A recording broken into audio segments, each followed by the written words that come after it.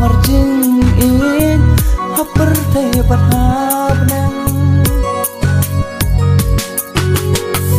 namar jong piang alakha di patanya